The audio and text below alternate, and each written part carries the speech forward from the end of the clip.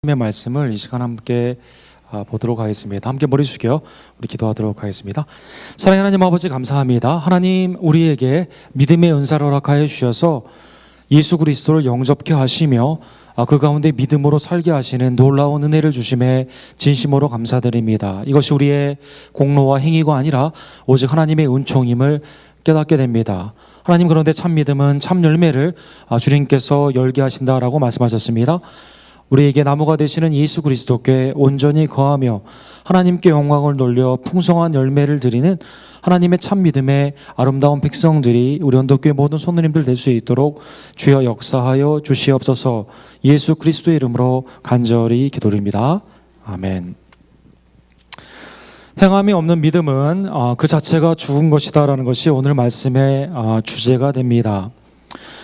여러분, 프랑스의 가장 큰 문화의 화려함이 있었던 것은 루이 제16세 때라고 합니다. 이때 베르사유 그 궁전에 있는 건축 또 조경, 그 안에 있는 많은 보물들이 아름답게 장식된 그러한 시기다라고 합니다.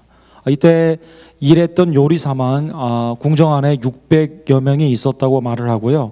또 황제 비였던 마리 앙투아넷에게 치상을 해주는 사람만 그 엔툴라즈라고 하죠. 곁에 붙어있는 사람만 약 200명이었다라고 말을 합니다. 궁정에서 이러한 화려한 생활을 즐기는 동안 백성들은 먹을 것이 없어 이제 굶어 죽어가는 안타까운 현상 가운데 많은 사람들이 이제 시민의 혁명, 프렌치 레볼루션을 통해서 왕정의 사람들이 모여 빵을 달라는 시위가 많이 있었다라고 합니다. 이때 마리 앙투아넷이라는 이 황비가 그렇게 말을 했다고 하죠. 빵이 없으면 케이크를 먹어라라고 했다는 것이죠. 케이크, 영화의 한 장면인데요. 케이크를 쌓아놓고 빵은 서민들이 먹는 건데 빵이 없으면 그러면 케이크를 먹으면 될 것이냐는 말을 했다고 합니다. 나중에 탈출할 수 있는 많은 기회가 있었는데 짐을 많이 챙기다 보니까요, 탈출이 늦어져서 잡히게 됐다고 합니다. 그리고 단두대의 참수형으로 그의 인생을 마감하게 된 것입니다.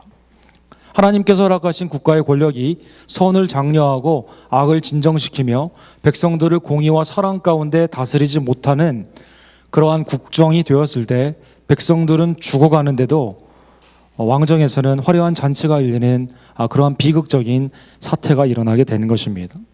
오늘날에도 이러한 것들은 비슷한 일들이 많이 일어나고 있습니다. 지금 시리아의 사태가 유엔에 거의 매일 안전보장이사회의 안건으로 올라오고 있습니다. 러시아가 반대를 해서 지금 유엔군이 들어가지 못하는 상태에 있는데요. 다마스커스의 영광이라고 불리우는 시리아, 또 이름 자체가 아시리아, 아수르의 후예로 하면서 막강한 여러 가지 재원을 통해서 국가의 권력을 가지고 있었던 알 아사드라는 패밀리가 있습니다. 1971년부터 무려 42년 동안이나 지금 독재를 가지고 있는 북한과 더불어 권력의 세습이 있는 이 나라에 지난 2년 동안 11,000명이나 정부가 공권력을 가지고 수많은 시민들을 죽이고 아이들을 살해한 것입니다. 국민에게 대포를 쏘는 정부, 미사일을 쏘겠다고 위협하는 정부, 본인이 원래 전직이 의사였던 사람이 대통령으로서 사람을 살리는 일이 아니라 죽이고자 하는 그러한 정부. 하나님께서 주신 공권력이 사람들을 위해서, 백성들을 위해 사용하지 못하고 자기의 정욕을 위해 사용되게 될 때 개인뿐만 아니라 수많은 백성들이 무고하게 죽어 나가고 있는 것이 역사의 현실을 통해 오늘날에도 우리 앞에 펼쳐지고 있는 것입니다. 국가뿐만 아니라 하나님께서는 여러분과 저에게 수많은 하나님의 은혜를 통해서 많은 것을 갖게 하셨습니다. 하나님이 우리에게 주신 많은 그 자원들이 나의 영달을 위해 사용하게 되면 나뿐만 아니라 주위에 있는 사람들에게 낭패를 주게 되는 안타까운 일들이 많이 있게 되는 것입니다.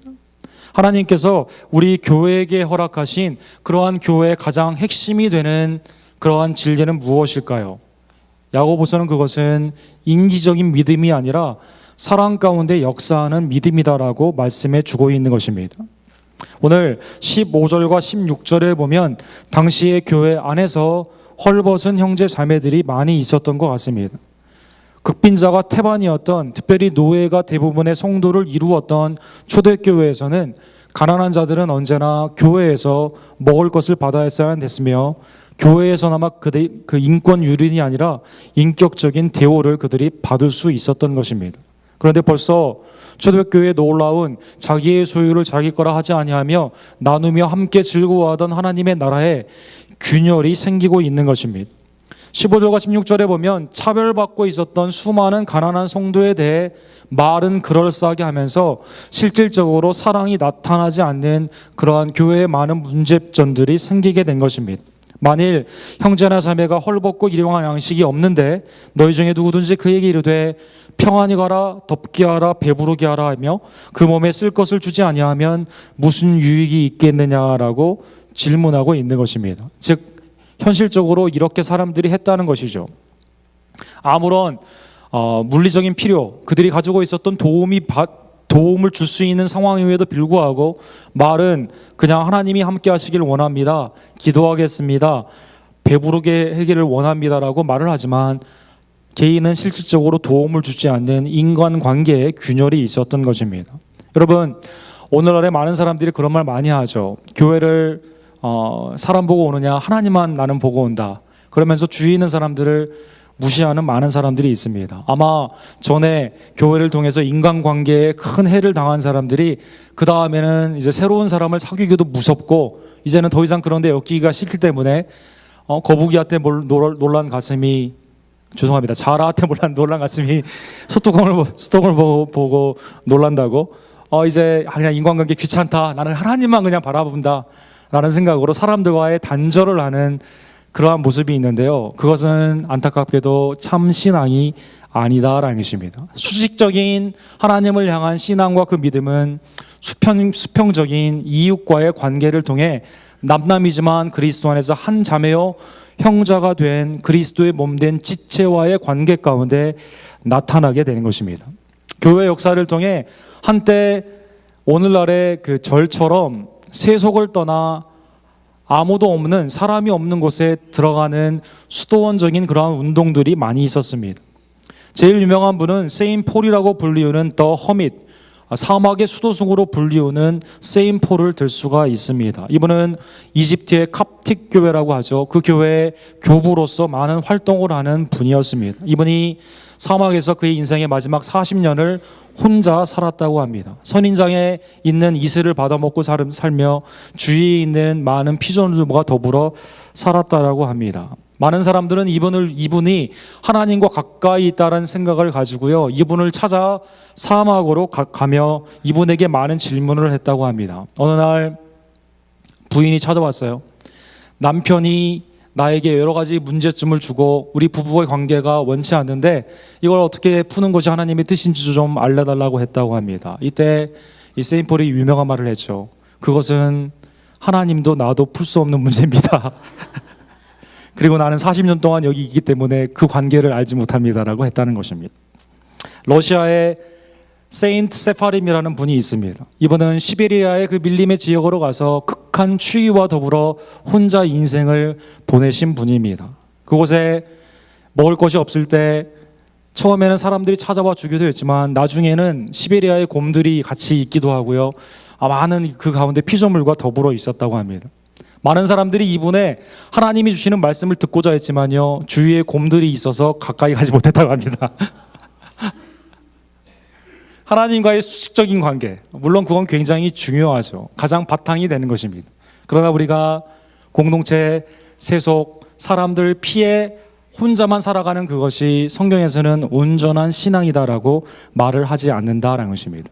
비록 고슴도치처럼 같이 있어서 서로 찌르기도 하고 어려운 일들이 많이 있지만 하나님을 향한, 하나님으로도 받은 그 사랑은요, 주의 사랑으로 흘러나가는 것이 하나님의 그 십자가의 놀라운 수직적이면서 수평적인 그러한 참된 믿음이다라는 것입니다.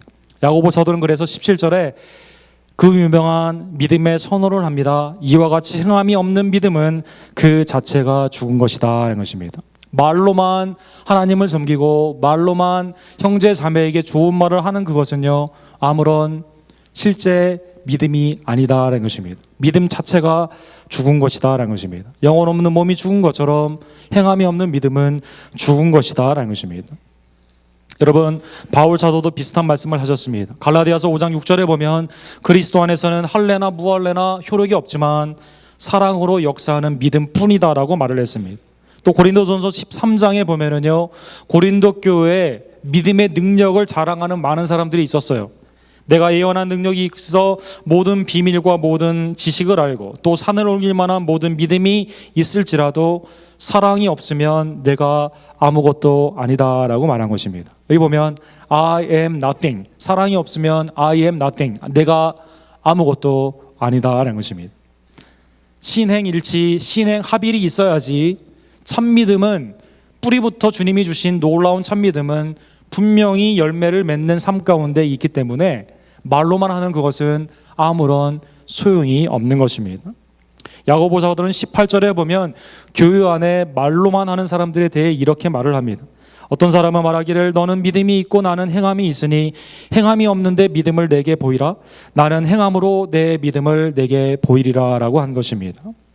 많은 사람들은요, 행함에 대해서 이건 좀 천주교적인 거 아니냐, 바울 사도는 실질적으로 이신층이 믿음으로 구원을 얻는다고 했는데 그거는 어떻게 되느냐, 이것을 갈등적으로 보며 여기에 해석이 부딪힌다라고 말을 합니다. 그러나 바울 사도에서 말하는 그 행위는 구원의 공로로 삼고 있는 인간의 교만, 자기의를 말하는 것입니다.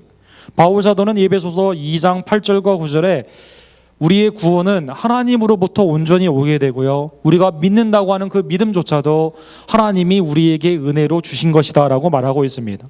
너희는 그 은혜로 의하여 믿음으로 말미암아 구원을 받았으니 이것은 너희에게서 난 것이 아니요 하나님의 선물이라. 행위에서 난 것이 아니니 이는 누구든지 자랑하지 못하게 하려 함이다 라는 것입니다. 칭의의 놀라운 은총은요, 하나님이 우리에게 위로부터 아래로 주시는 놀라운 은혜입니다. 그런데 그 은혜를 받은 자는 행위 가운데 하나님께 영광을 돌리게 되는 것입니다. 예수님도 그래서 행함을 이렇게 강조하셨습니다.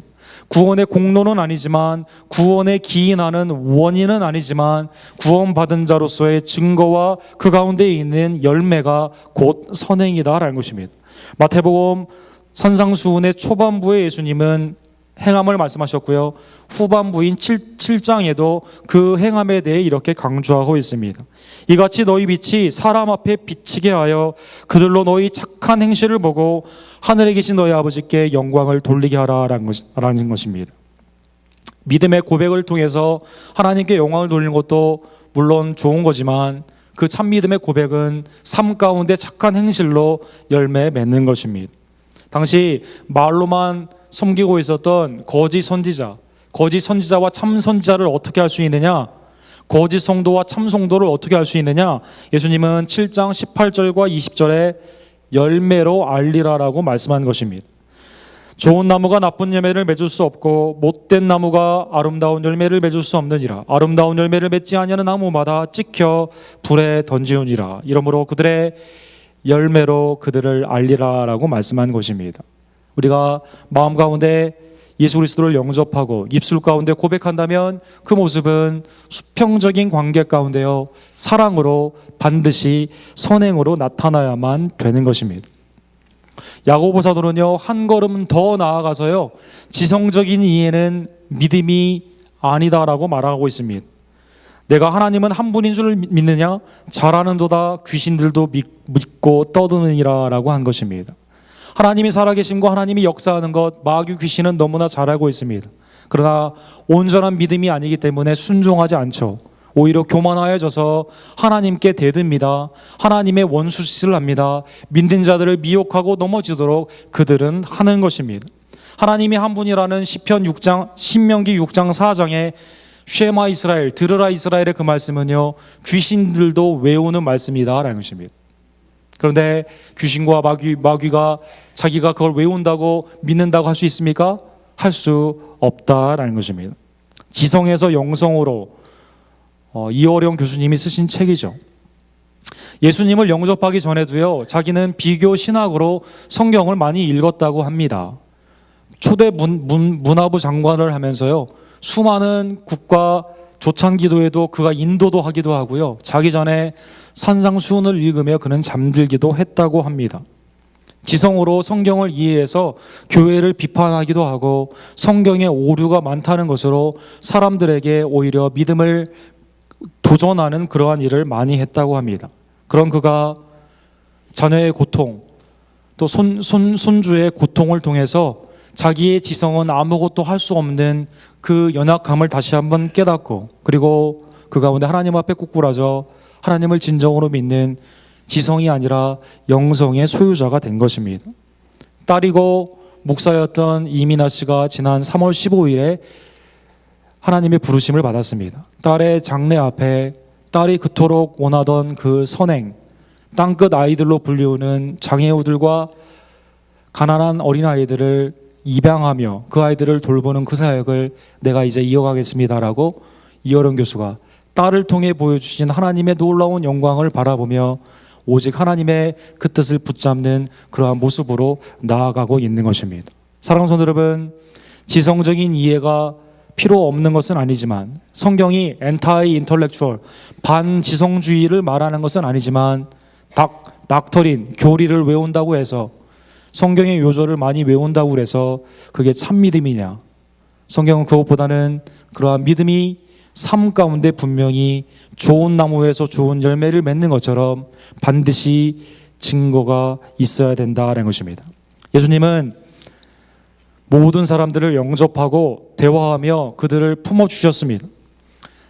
하늘 보좌를 버리시고 더럽고 추한 우리들에게 오시며 심지어 십자가의 수치도 감당하시며 모든 사람들을 감당해 주신 것입니다.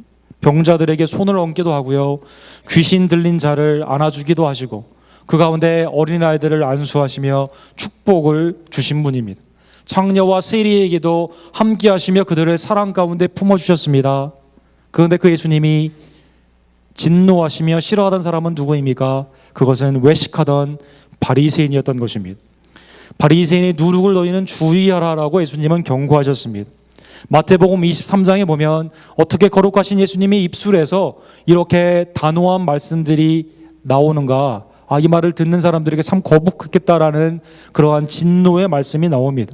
예수님은 제자들에게 바리새인을 본받지 말라라고 말씀하셨습니다. 마태복음 23장 3절에 보면 그러므로 무엇이든지 그들이 말하는 바는 행하고 지키되 그들이 하는 행위는 본받지 말라. 그들은 말만 하고 행하지 아니하니라라고 한 것입니다. 바리새인, 성경의 교리는 밝고 사람들을 정죄하고 그 가운데 사람들의 신앙생활 하는데 이렇다 저렇다 많은 판단을 했지만 실제 그들이 모세의 자리에서 선포하는 말씀과 실제 삶은 많은 괴리가 있었던 것입니다.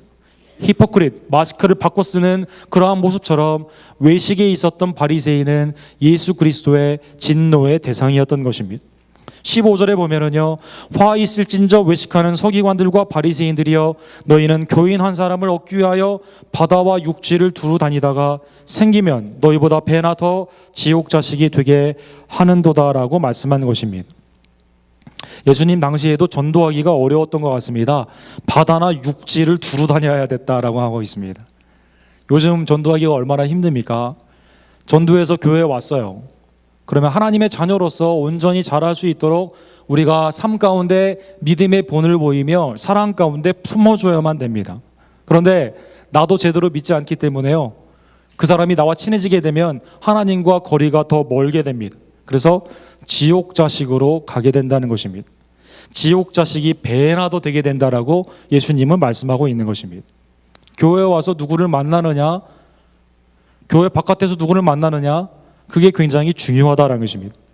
외식, 말로는 믿는다 하면서 삶 가운데 사람들을 실족해 하는 그러한 수많은 사람들, 야고보 사도 때도 그렇고 오늘날의 교회에 있어서도 가장 주의해야 되는 부풀어 오르는 그러한 누룩이 된다는 것입니다. 사랑하는 성도 여러분, 행함이 없는 믿음은 그 자체가 죽은 것입니다.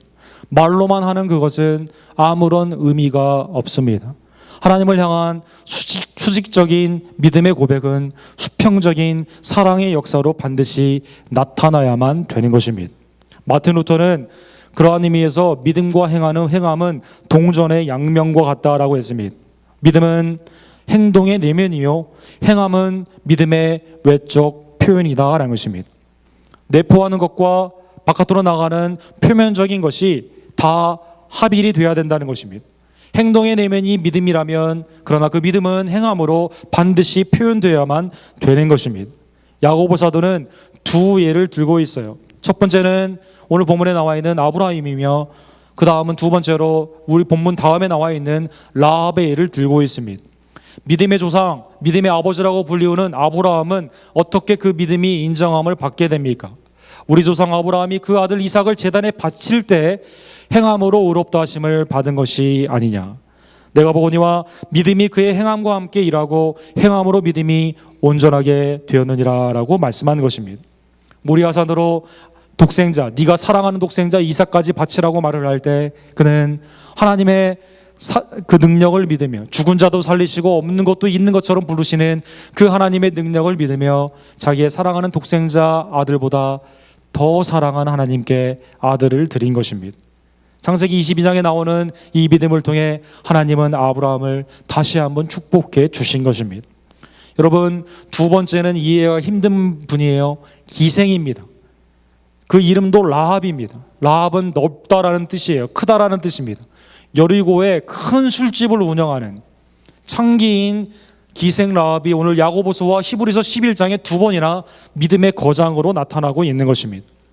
여리고성을 이제 무너뜨리기 위해 정탐으로 온 그 스파이를 상천하지의 유일한 하나님이신 신이신 하나님을 그가 믿으며 두 정탐꾼을 숨겨준 것입니다. 그로 말미암아 여리고는 무너졌지만 그는 살아나고 그의 식구들과 메시아의 반열에 오르는 놀라운 은총의 사람이 되게 된 것입니다. 두 사람의 가장 큰 특징은 무엇입니까? 마음으로만 생각하고 행함이 없었던 것이 아니라 마음으로 믿었던 그것을 실제 삶으로 목숨을 걸며까지 한 걸음 더 나아가 하나님의 뜻대로 행하게 된 것입니다. 사랑하는 성도 여러분, 우리 교회 오늘날 지상교회에 가장 필요한 것은 무엇일까요? 말로만 하는 사람들이 필요할까요? 그렇지 않습니다. 오직 사랑 가운데 역사하는 믿음을 가진 자들이 필요하다는 것입니다. 사랑의 수고가 반드시 있어야만 됩니다. 믿음이 흔들리지 않는 믿음 가운데 수직으로 올라가는 그 믿음뿐만 아니라 수평으로 옆으로 전해지는 믿음의 본을 보이는 돌봄의 그 사랑 가운데 있는 자들이 중요하다는 것입니다. 요한복음 3장 16절은 하나님이 세상을 이처럼 사랑하사 독생자를 주셨으니 그를 믿는 자마다 멸망치 않고 영생을 얻게 하신다라는 놀라운 복음이 들어가 있습니다. 그런데 요한 1서 3장 16절은요, 그러면 그 은혜를 받은 우리들은 어떻게 살아야 되느냐? 이렇게 말하고 있습니다. 그가 우리를 위하여 목숨을 버리셨으니 우리가 이로써 사랑을 알고 우리도 형제를 위하여 목숨을 버리는 것이 마땅하니라. 초대교회 목숨의 위협이 많이 있는 핍박과 박해의 그러한 상황 가운데 내가 다른 믿는 형제자매를 고발하면 죽게 되고, 내가 잡혀갔을 때 우리 교회 목사가 누군가, 너 인도자가 누군가 말을 하면 고발하면 죽게 되는 그러한 상황 가운데요, 사람들이 자기의 인생을 그냥 포기하고 교회를 살리고 사람들을 살리는 그러한 일들이 많이 있었던 것입니다. 오늘날 미국에는 그러한 핍박이 없지만 오늘날 수많은 선교지에서 중국의 지하교회와 북한의 지하교회, 모슬렘의 많은 교회에서는요, 실제로 형제 자매의 강한 신뢰가 없으면 교회가 이루어지지 않는 많은 상황 가운데 있다라는 것입니다. 시대가 변하여 미국에서도 이러한 핍박이 있을 수 있습니다. 그때 나의 목숨을 형제의 목숨보다 더 사랑하는 것이 아니라 형제의 목숨을 그리스도가 우리를 위해 준 것처럼 더 사랑하는 그러한 역사가 있기를 간절히 원합니다. 누가복음 10장에 보면 예수님이 선한 사마리아인의 비유를 하십니다. 자, 여러분, 이제 설교가 거의 마무리되고 있는데요, 아마 우리 마음 가운데 그렇지, 행함이 없는 믿음은 죽은 믿음이지, 저 사람 행함이 없어, 이 말씀을요 나에게 받는 게 아니라요, 다른 사람을 정죄하게 된다면 우리는 바리새인과 똑같은 사람이 되는 것입니다. 그렇지, 나는 지금 가난한데 이 사람 부자인데 나 안 도와주네, 그렇게 해석하면 오늘 예배가 완전히 실패한 예배이고요, 저도 잘못 전한 사람이 되는 것입니다. 누가복음 10장에 보면은요, 예수님이 그러한 오해를 허용하지 아니하십니다. 예루살렘에서 여리고 가는 그 도상 가운데요, 강도를 만난 사람이 쓰러져 있었습니다. 첫 사람은 제사장이 지나가며 그 사람을 봤어요. 그런데 그냥 지나갑니다. 레위인은 봤습니다. 똑같이 지나갑니다. 그런데 사마리아인은 그것을 보고 약을 발라주고 그를 여호와로 인도하며 돈을 지불하는 희생을 하게 된 것입니다. 여러분, 누가복음 10장에요. 예수님께 질문을 한 사람은 율법 교사예요. 영생을 얻으려면 어떻게 합니까? 라고 질문한 것입니다. 근데 예수님은 영생을 얻으려면 이렇게 해라 저렇게 해라 교리에 대해서 말씀하지 아니하시고요, 선한 사마리아인의 이 비유를 말씀해 주신 것입니다. 자, 그러면 율법 교사에게 예수님이 이 세 명 중에 누가 내 이웃이냐라고 묻습니다. 강도 만난 자의 이웃이냐라고 묻습니다. 이때 율법 교사가 사마리아인의 이름을 입에 올리기도 싫어가지고 자비를 베푼 자이다라고 말씀합니다. 그런데 여기에서 예수님이 해석의 오류를 허용하지 아니하십니다. 여러분과 저의 마음 가운데 내가 어려울 때 나를 도와주는 사람이 내 이웃이다. 항상 나는 피의식이 있어서요, 보상 심리가 있어서 다른 사람들은 반드시 내가 어려울 때 도와줘야 된다. 성경이 그렇게 말을 할까요? 예수님은 이렇게 말씀하십니다. 가서 너도 이와 같이 하라라는 것입니다. 가서 너도 이와 같이 하라는 것입니다. 선한 사마리아인으로 주위 있는 사람을 너도 가서 도와주라고 말씀하는 것입니다. 사랑하는 성도 여러분, 오늘 본문의 말씀이 우리 주위를 돌아보는 하나님의 뜻으로 여기시고 주위를 돌아보시는 하나님의 귀한 백성이 되기를 간절히 원합니다. 내가 어려울 때 나를 도와주는 게 내 이웃이다가 아니라요, 주위 있는 사람이 어려울 때 내가 도와주는 것이 나의 이웃됨이다라는 말씀으로 꼭 받아들이시기를 주님의 이름으로 간절히 축원합니다. 여러분, 2차 대전 때 오스카 쉰들러라는 분은 철공 공장을 하고 있었습니다. 이분의 이름을 따서, 이 공장에 이름이 있었던 많은 사람들의 이름을 따서 쉰들러스 리스트라는 1993년도에 유명한 영화가 있었죠. 이분은 많은 부를 가지고 있었기 때문에요, 나치와 굉장히 친했다고 합니다. 독일 교회는 나치를 지지해서 유대인 학살을 묵인하고 있을 때요, 평신도였던 오스카 쉰들러는 자기 공장에 갑자기 유대인들을 하여하기 시작합니다. 그리고 무려 1300명이나 유대인들을 그가 하여한 것입니다. 그 중에 1300명을 다 살리기는 원했지만 약간의 나치로부터 핍박이 있어서 100명은 죽게 되고 1200명이나 이 사람을 통해 그들이 살아나는 놀라운 은혜가 일어나게 된 것입니다. 같은 사람을 봤어요. 같은 유대인을 봤습니다. 나치는 도멸해야 되는 아리안족을 해치는 유대인들로 보고 600만 명을 죽인 것입니다. 독일 교회는 수많은 교역자들이, 목사들이 거기에 히틀러가 무서워 동조하여 그렇게 해도 된다고 신학적으로 설교했습니다. 그런데 분연히 일어난 평신도 오스카 쉰들러가 자기의 공장을 통해서 이렇게 수많은 사람들을 구원해 낸 것입니다. 2차 대전이 끝나고 독일의 경제가 무너지면서 이분의 공장도 뱅크럽을 했다고 합니다. 그런데 이분과 이분의 식구들을 누가 도와줬을까요? 이분의 은혜를 입은 1200명의 유대인들이 이분의 삶을 온전하게 살 수 있도록 도와준 것입니다. 예루살렘과 독일에 이분의 박물관을 지어서 이분의 선행을 기억하게 하는 것입니다. 사랑하는 성도 여러분, 하나님이 우리를 통해 하시고자 하는 그 일은 무엇일까요? 하나님께 모든 사람들이 영광을 돌리게 할 수 있는 일은 그것은 무엇일까요? 그것은 우리의 수직적인 사랑이 형제 자매를 향한, 세상을 향한 사랑 가운데 실질적으로 나타날 때 하나님이 영광을 거두어 주시는 것입니다. 마태복음 25장에 보면 주님이 염소와 양으로 나누는 종말에 있어서의 심판의 모습이 나옵니다. 이때 그 임금이요, 이제 영생과 영벌로 나누게 되죠. 의인과 악인으로 나누게 됩니다. 그런데 양들에 대해서 오른편에 있는 사람들에게 이렇게 말을 합니다. 오른편에 있는 자에게 임금이 내 아버지께 복받을 자들이여 나와 창세로부터 너희를 위하여 예비된 나라를 상속받으라. 내가 줄일 때에 너희가 먹을 것을 주었고 목마를 때에 마시게 하였고 나그네 되었을 때에 영접하였고 헐벗었을 때에 옷을 입혔고 병들었을 때에 돌보았고 옥에 갇혀 있을 때에 와서 보았느니라. 그때 오른쪽에 있는 사람들이 그러죠. 아니 임금님, 언제 우리가 당신이 헐벗었을 때, 배고팠을 때, 입히고 먹이고 감옥에 있을 때 돌보았습니까? 라고 다시 질문합니다. 이때 40절의 결론의 말씀을 이렇게 말씀하세요. 너희가 여기 내 형제 중에 지극히 작은 자 하나에게 한 것이 곧 내게 한 것이니라라고 말씀한 것입니다. 사랑하는 성도 여러분, 행함이 있는 산 믿음이 되기를 간절히 원합니다. 교회에 필요한 것들이 많이 있어요. 우리 교회 건축하기 위해서도 재정적인 것도 많이 필요하고요, 또 일꾼들도 많이 필요하고 물리적인 것 굉장히 많이 필요합니다. 그런데 더 가장 중요한 게 무엇입니까? 우리 교회에 사랑이 필요한 것입니다. 사랑으로 역사하는 믿음이 필요한 것입니다. 말로만 하는 것이 아니라요, 진정으로 사랑하고 돕는 이웃을 향한 형제 자매 간의 아름다운 사랑의 모습들이 우리 안에 열매 맺기를 간절히 원합니다. 세상은 케이크를 먹어라 대포를 쏘는 그러한 세상이지만, 그러나 교회 안에서는 주님의 십자가의 은혜로 구원받은 우리들이 온전히 사랑으로 역사하는 믿음 가운데 서로 사랑하며 우리의 이웃을 둘러보며 주님이 오시는 그날 착하고 충성된 종아, 네가 작은 자에게 이렇게 했으니까 나에게 이렇게 놀라운 은혜를 베풀었으니 내게 너에게 상을 주겠다라고 하는 놀라운 칭찬을 받는 주님의 귀한 종들이 되기를 주님의 이름으로 간절히 축원합니다. 기도하겠습니다. 사랑의 하나님 아버지, 감사합니다. 영혼이 없는 몸이 죽은 것처럼 행함이 없는 믿음은 그 자체가 죽은 것이다 라고 말씀하셨습니다.